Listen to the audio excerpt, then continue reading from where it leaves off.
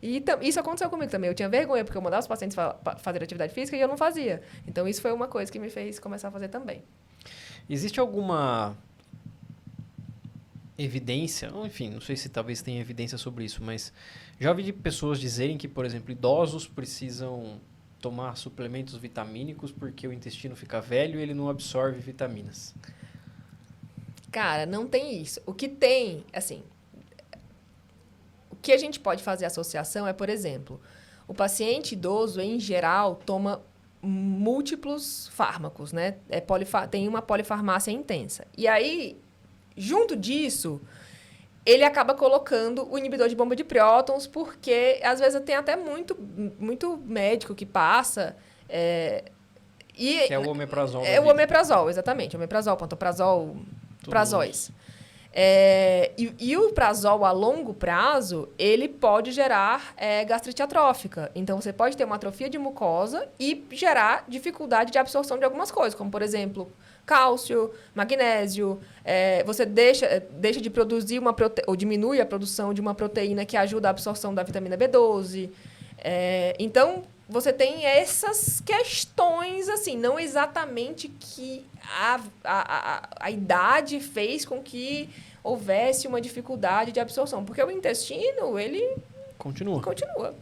Mas, sim, fazendo essa associação, você tem. Não estou dizendo que não é para tomar inibidor de bomba de próton, não, tá, gente? Longe de mim. Mas tem que ter acompanhamento.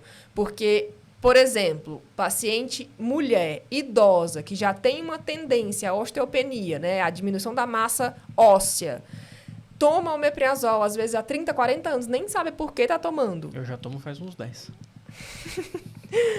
Mas pelo menos você é homem. Nem sabe por que está tomando.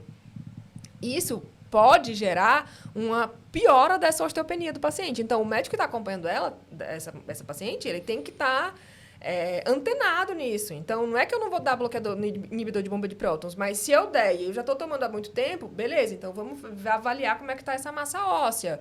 Vamos avaliar como é que está, se tem gastrite atrófica, se não tem. Então, não é que não possa. É que as pessoas levam tudo muito a ferro e fogo, né? Tudo que a gente fala, as pessoas... Costumam falar, né? Aumenta o risco, a pessoa acha que vai ter. Exato. Previne, a pessoa acha que não vai ter. Exato. Eu tenho uma paciente muito fofinha que chegou no consultório falando, doutora, não vou tomar. Tava com uma esofagite Los Angeles D, ou era C, tipo, ruim, uma esofagite intensa. Super sintomática. E ela falou, não vou tomar inibidor de bomba de próton porque eu li que não pode tomar quando você é velho porque você vai ter osteopenia. Mas é verdade? Mais ou menos, não é que... Não é uma mentira, mas Exato. não é que vai acontecer. E você... E você tem medidas para você ir monitorando, né? Exatamente. E além disso, no caso dela, em específico, que tinha uma esofagite avançada, ela tinha outros riscos muito mais próximos, como, por exemplo, desenvolver um câncer de esôfago, do que ter a osteopenia... que poderia gerar osteoporose. Como você falou, a questão da cirurgia tem riscos. Qualquer tratamento médico tem um risco. Tomar uma dipirona, você pode ter um risco. Tanto é que a dipirona não é aceita nos Estados Unidos. Exato. Então, quando os pacientes que vão tomar remédio para próstata, doutor, eu fui lá ler na bula, pode dar um monte de coisa. Eu falei, pode, claro que pode. É por isso que existe indicação para você tomar. Você tem um problema de saúde que precisa ser tratado. O tratamento é com essa medicação. Qual é o risco de você não tratar? É esse. Qual é o risco de você tratar? É esse. Qual que você quer correr? Exato. Não tem zero. Uhum.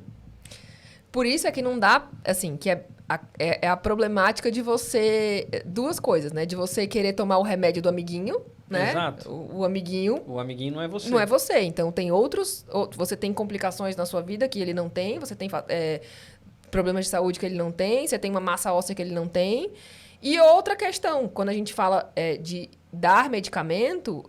Você, como médico, você vai ter que minimamente falar para o seu paciente quais são os efeitos colaterais principais, né? Em falar nisso, gente, não leiam bula, viu? Ler bula é a pior coisa que tem. É pior do que ir para o Google e ficar investigando sangramento anal, que é sempre câncer. Inclusive, existe... Tem o nome disso, né? Efeito nocebo. Tem estudos que mostram que... As pessoas começam a sentir, né? Depois que se você pegar um grupo e falar para esse paciente todos os efeitos colaterais que ele tem, e para o outro grupo você só dá o remédio, mas não fala, estatisticamente significante, o grupo que você fala tem mais efeito colateral. Sim. Agora você fica no dilema, mas você tem que falar. Pelo menos os principais, porque também Exato. não dá para você falar todos. Exato. Não. Senão você vai ficar 10 horas falando. Exato. Mas os principais ou os mais arriscados, você tem que falar. Então, uma consulta médica, gente, ela não dá para ser 10 minutos. Sim, a gente sabe que existem situações, no SUS, por exemplo, que a gente tem, às vezes, 70, 80 pacientes para atender em 12 horas, num plantão, não dá para você falar o que você deveria falar numa consulta. O que é muito ruim, mas é a realidade. Mas, sempre que possível... Que não é culpa do médico. Que não é culpa... diga-se de passagem, não é culpa do médico. Eu tenho certeza que ele amaria atender só 8 pacientes nas 12 horas que ele está atendendo lá e ficar 1 hora com cada paciente. Sim. Se ele tivesse a opção de escolher... Mas muitas vezes não dá tempo, realmente. Em consultas, o convênio você tem que atender 4, 5 pacientes em 1 hora. E é verdade, você tem hospital que eles colocam a agenda para você. A meta não é a qualidade, é a quantidade.